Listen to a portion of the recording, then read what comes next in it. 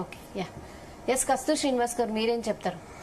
Yes అండి, ఇది way of procedure అనేది ఇందాక అన్నయ్యను జగదీష్ అన్న చెప్పినట్టు 100% ఇది కొంతమంది స్వలాభం కోసం చేసిన కుట్ర. 2019 నుంచి 22 మధ్యలో సినిమాలు అనేది కరోనా వల్ల షూటింగ్స్, ఇటు కార్మికులు ఇటు ప్రొడ్యూసర్లు అందరికి ఎవరికి వర్క్ లేదు. ఆ 2022 తర్వాత మళ్ళీ షూటింగ్స్ ప్రారంభమైన క్రమంలో ఇటు ఛాంబర్ పెద్దలు కొంతమంది ప్రొడ్యూసర్స్ కలిపి ఈ 3 సంవత్సరాలు కార్మికులు అందరు కూడా లాస్ అయ్యారు కాబట్టి ఎట్ ఎ టైం 30% పెంచారు.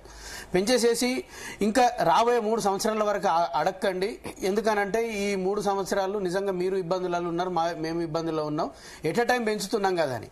ఆ టైంలో నిజంగా వీళ్ళు ఫెడరేషన్ వాళ్ళు ఆఫ్టర్ 3 ఇయర్స్ తర్వాత 10% పెంచుతారా లేదంటే ఎట్ ఎ టైం 30% అని అనేది ఒక మ్యూచువల్ అండర్స్టాండింగ్ అగ్రిమెంట్ అనేది లేదు. సో ఇప్పుడు ఆ పీరియడ్ అనేది ఫిబ్రవరి తోటి అయిపోయింది. ఫిబ్రవరి 22 తారీఖు తోటి అయిపోయింది. 22 తారీఖు తోటి అయిపోయినప్పుడు నోటీస్ అనేది ఇటు ప్రొడ్యూసర్లకి ప్లస్ ఇటు ఛాంబర్ల వాళ్ళకి ఇచ్చారు అని అన్నారు. ఓకే, అది ఇచ్చేసేసినాక ఇటు లేబర్ కమిషనర్ ఆధ్వర్యంలో ఒకసారి ప్రాబ్లం అనేది ఇష్యూ అయినప్పుడు వీళ్ళ కాల పరిమితి అయిపోతున్న టైంలోనే వీళ్ళు ఇండికేషన్ ఇవ్వాలి. ఇక్కడ ఇది 24 క్రౌడ్స్ వాళ్ళు మేము సమ్మె చేస్తామని అనలేదు, మాకు టైం అయిపోయింది కదా ఏం చేస్తామని అంటే ఇటు ఛాంబర్ ఎలక్షన్స్ టైం అయిపోయింది, ఇటు ఫెడరేషన్ ఎలక్షన్ టైం అయిపోయింది. ఈ రెండింటికి మ్యూచువల్గా చిత్రపూర్ అనేది ఉంది. ఇప్పుడు సఫారీ సూట్ అనేది పెడితే దానిలో ఒక 600-700 కోట్ల ప్రాజెక్ట్ అనేది ఉంది. దాంట్లో ఇప్పుడు ఉన్న ఈ ప్రాబ్లమ్స్ అన్ని అందరికి మభ్య పెట్టేసేసి నీకు ఇంత ఇస్తాను అనేసేసి ఎవరైతే దీన్ని కంప్లీట్గా గవర్నమెంట్ నుంచి కానీ ప్రెషర్ ఉందో వాళ్ళందరికీ ఇలాగ ఆఫర్ చేస్తూ ప్లస్ వీళ్ళు స్కామ్ చేసిన ఒక 170 కోట్లు ఉన్నాయి. మరి దాన్ని కూడా అవన్నీ కవర్ చేయాలని అంటే 7,000కి ఒక ఎస్ఎఫ్టీ లాగా పెట్టేసేసి ఈ కాలయాపన చేశారు. ఒకసారి ఇది ఇద్దరి మధ్యలో ఇష్యూ అనేది లేబర్ కమిషనర్ దృష్టికి వెళ్ళింది. వీళ్ళని పిలిచి మాట్లాడారు, వాళ్ళని పిలిచి మాట్లాడారు. సో ఇంకా అది కంప్లీట్ కంక్లూజన్కి రాలేదు. ఒకవేళ ఇప్పుడు లేబర్ కమిషనర్ కంప్లీట్గా దీంట్లోకి రావాలంటే ఇది మ్యూచువల్ అండర్స్టాండింగ్ తోటి వెళ్తుంది. లేబర్ యాక్ట్ అనేది 8 గంటలే పని దినం మనకి ఎవ్రీడే అనేది, బట్ ఇది 12 అవర్స్ అనేది మనము ఫుడ్తో సహా ప్రొడ్యూసర్ అనేది ఇస్తున్నారు కాబట్టి రిమైనింగ్ ఈ 4 అవర్స్ కూడా మనం ఒక ప్రొసీజర్ ప్రకారంగా జరుగుతుంది. అలాంటప్పుడు దీంట్లో స్కిల్డ్ నాన్ స్కిల్డ్ అనేది ఒక 11 యూనియన్లు ఉన్నాయి, నాన్ స్కిల్డ్ అనేది 13 యూనియన్లు ఉన్నాయి. వాళ్ళకి నిజంగా 30% కాదు, నిజంగా 40% కూడా ప్రొడ్యూసర్లు ఏ రోజు వాళ్ళని తక్కువ అంచనాగా వేయలేదు. ఇప్పుడు ఉదాహరణకి జూనియర్ ఆర్టిస్ట్కి రోజుకి 700 ఉన్నాయి. ఈ 700 వాళ్ళకి 30% పెంచినా కూడా మాక్సిమం 250. ఒక రోజుకి 1000 రూపాయలు 20 రోజులు కూడా వాళ్ళకి షూటింగ్లు ఉండవు. దాంట్లో సగం ఈ రోజు 10,000-15,000 రెంట్లు వచ్చే పరిస్థితే లేదు కృష్ణనగర్లలో. అదే యూనియన్లో కొన్ని సంవత్సరాల నుంచి ఒరిజినల్ జూనియర్ ఆర్టిస్టులు ఏమో 600-700 ఉంటారు. ఆ ఎలక్షన్ అయ్యే టైంకి మాత్రం 3,000 మంది వస్తారు. ఓన్లీ ఎలక్షన్ల కోసం వీళ్ళు మళ్ళీ 2 సంవత్సరాలు దాంట్లో కంటిన్యూ అవ్వడం కోసం అతిపెద్ద స్కామ్ అనేది జూనియర్ ఆర్టిస్ట్ యూనియన్ నుంచే మొదలైంది. ఇది కాలక్రమేణా పెద్దలు ఫెడరేషన్లో ఉండడం వల్ల మిగిలిన అన్ని క్రాఫ్ట్లలో కూడా చేరిపోయింది. సో ఇలాంటివన్నీ ఎలాంటి గ్రీవెన్స్ వచ్చినా కూడా దీనికి చేయడానికి ఒక ఎఫ్డీసీ, తర్వాత ఒక ఫెడరేషన్, ఒక ఛాంబర్ అనేది ఉంది. గత కొన్ని రోజుల వరకు ఎఫ్డీసీ అనేది అసలు ఏం చేయాలా బయలా కూడా లేని పరిస్థితి ఎఫ్డీసీలో ఉంది. ఇప్పుడు నిజంగా కార్మికుల అదృష్టవశాత్తు ఒక చిన్న స్థాయి నుంచి ఒక మంచి పెద్ద పొజిషన్కి వచ్చిన దిల్ రాజు గారు ఎఫ్డీసీ చైర్మన్గా అయ్యారు కాబట్టి ఆయనకి సాధక బాధకాలు తెలుసు కాబట్టి ఇప్పుడు ఆయన ఒక రెస్పాన్సిబిలిటీ లాగా తీసుకుంటే ఆయన మీద కూడా బురద చల్లుతున్నారు. మీకేం చిత్రపురికి సంబంధం ఏంటిది, మీరు ప్రొడ్యూసరే కదా, మీరు పెద్ద నిర్మాత, రకరకాలుగా.